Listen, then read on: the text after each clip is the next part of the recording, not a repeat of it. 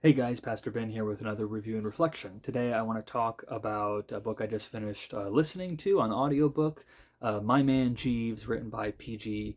Wodehouse. This was a really fun book. Some of you will be very familiar with the work of Wodehouse. If you haven't, I would highly, highly recommend you get your hands on some of his writings because they are some of my favorites. So this little book, My Man Jeeves, well, it's not really a little book, it's about 250 pages, is a collection of short stories. I think there are 8 stories total, most of which are, or I think about half of which are focusing on the characters of Bertie Wooster and his manservant Jeeves. And these are characters that Wodehouse would become very famous for, and he wrote a whole series of books in the Jeeves series. Some of them are short stories, like My Man Jeeves. Many of them are full-length novels that are focused on Bertie Wooster and his servant Jeeves, and then the various characters and companions and family members that they are associated with. So just to kind of give you a sense of the flavor of these stories and kind of when it's based, P.G. Wodehouse was writing in the early 20th century, so all of his stories are kind of based in and have this flavor of the Edwardian era. So that would be, kind of the period, before pre-World War II. He's writing usually about kind of the aristocracy in Britain, and his works are very overwhelmingly, almost all of them are kind of comic works. They're made to entertain. They're made to make you laugh.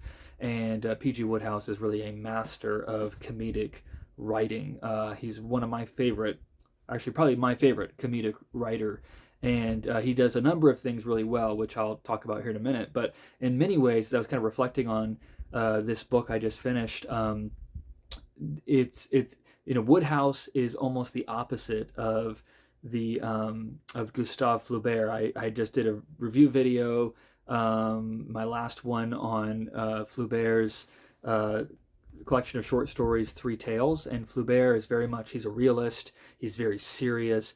He took a long time to write anything. He had a very limited output, but he was very focused on it all being, very important from a literary perspective. And I think Flaubert kind of captures, I said, last in my last review, he's kind of the writer's writer in many ways. And there's something to be said for that kind of like dogged devotion to your craft. P.G. Wodehouse is like the complete opposite. He wrote more than 90 novels in his lifetime, 200 some short stories, I think, several dozen plays and things. He would write early on in his career like a novel in like 3 months. And even later in his life, as he slowed down, he was writing, it would take him like 6 months to churn out a novel. So he just wrote prolifically. He wrote all the time. He wasn't afraid to use the same characters and things and just have fun with it. So one of the reasons I love Wodehouse is that he's a very good writer, as I'll talk about in a minute, but he doesn't take himself too seriously. He doesn't take anything too seriously, and there's something to be said for that. Just to give you a flavor for kind of his wit, because that's one of the things that's so great about him is his prose is just so witty and clever. Uh, he said, the newspapers have criticized my novel for just being, the same old story under a different title. And he said, well, I figured out how to get back at them. My next novel will be the same story under the same title. That'll show them.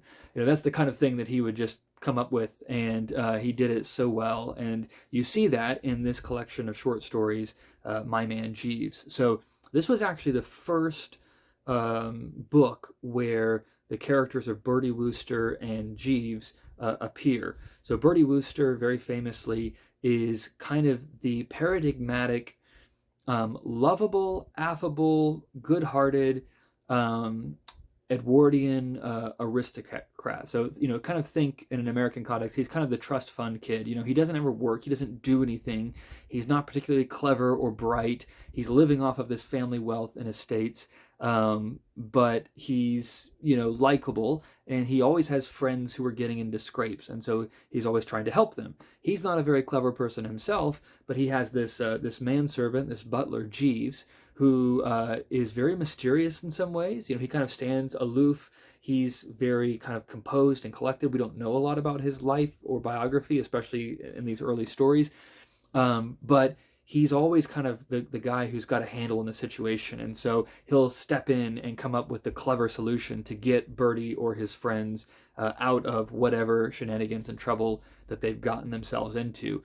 And you really see that whole dynamic played to good effect in this collection of short stories, because each of them is taking place in a very kind of concentrated period. So they're simpler. The novels will tend to have a lot more twists and turns. There's kind of multiple conundrums and problems, and so it becomes almost more Dickensian, where you get these different threads, and then in the final scenes, Jeeves kind of pulls it all together and fixes everything and everyone's happy.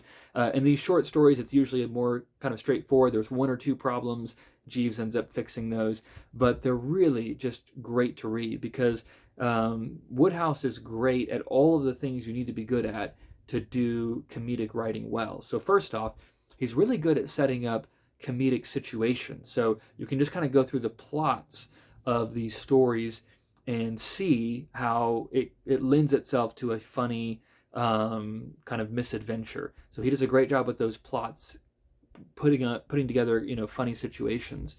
Secondly, as I mentioned, he's just phenomenal with his descriptions and his dialogue. He's very funny, and he has this way of kind of writing in a very elevated style at times, and then dropping into early 20th century slang, or just having these really funny descriptions or expressions that kind of hit you out of nowhere. So you never quite know when he's going to do that, but always just around the corner he's got this really funny punchline coming.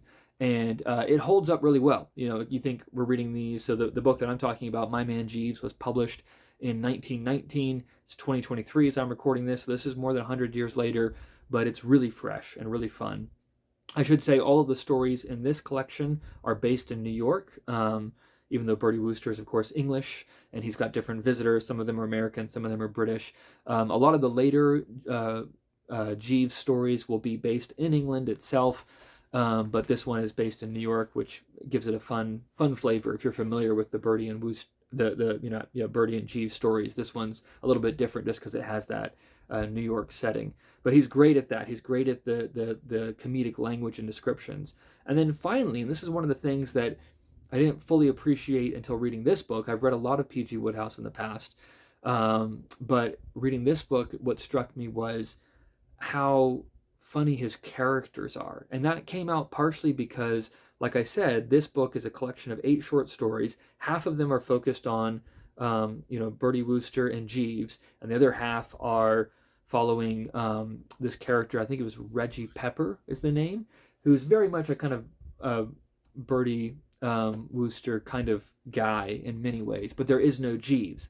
And what I realized is, having those stories, which were very similar, again, great situations, very funny writing, but you were lacking, kind of that straight man. You didn't have Jeeves, and it's that combination that I think was really magical. So, it's almost like some of the great, comedy duos, where you get the kind of over the top character, and then you have the Dean Martin, right? The kind of the straight man who can hold it all together, and you got that combination really well in the classic Bertie Wooster and Jeeves stories. So having that laid side by side, where some of them had that and some of them didn't, showed me what a breakthrough, or a brainwave, as P.G. Wodehouse would probably say, it was to put together these combination of characters. But really, Wodehouse is just great at all of that. The setting is funny, the language and descriptions are funny, and the characters are really funny. And when you step back from his books, part of what's interesting, like I said, is that Wodehouse does not take himself too seriously. He really has mastered the English language. He's clearly well educated. He's clearly intelligent. He's clearly sharp. But he's happy to kind of deal with the funny and the frivolous in a sense. He doesn't take life overly seriously, and we need that reminder sometimes to not take ourselves too seriously. And so it can function in the same way that all comedy does, of kind of puncturing our self-importance at different points in time. And one of the things that's fun too is just Wodehouse has a complete mastery of the English language, and he just has a lot of fun with it. And so I think that's something that's really worthwhile, especially when you're reading, kind of the great literary works. We're used to thinking, all right, if it's really great, it's going to be kind of difficult to get through. It's going to be kind of a slog, and that's the mark of a real masterpiece. Well, some masterpieces are very demanding, and there's nothing wrong with that. We need to be stretched. But P.G. Wodehouse is a master, I would say, and his books are classics, and they're just really fun. So I think there's a virtue in that, whether you're talking about books you're going to give to high schoolers or just books to read as an adult yourself. It's good to just pick up something fun. It's good to just experience how that can be. What was interesting to me too was to see how, especially with the Jeeves stories, in many ways what Wodehouse is doing stylistically or structurally, it's kind of like a detective story. There's some conundrum or problem, how's it going to be solved, and then in the end there's this figure who figures it all out and puts it together. Only the mysteries are not murder mysteries or stolen jewels. It's kind of trivial things like, how do you resolve this tension with this rich uncle, or is Bertie going to have the outfit that he needs for the dinner party. It's things that don't matter, but it's dealt with all the kind of severity of this mystery, and Jeeves is like the detective who comes in at the last minute and pulls it all together. So they're fun stories. I enjoyed this book, My Man Jeeves, and if you haven't read any of the Jeeves stories, it's as good a place to start as any. There's a lot of great novels that come after it, but this is where it all began, 1919, My Man Jeeves by P.G. Wodehouse. So if you're interested, I would encourage you to pick up a copy and enjoy not taking things too seriously.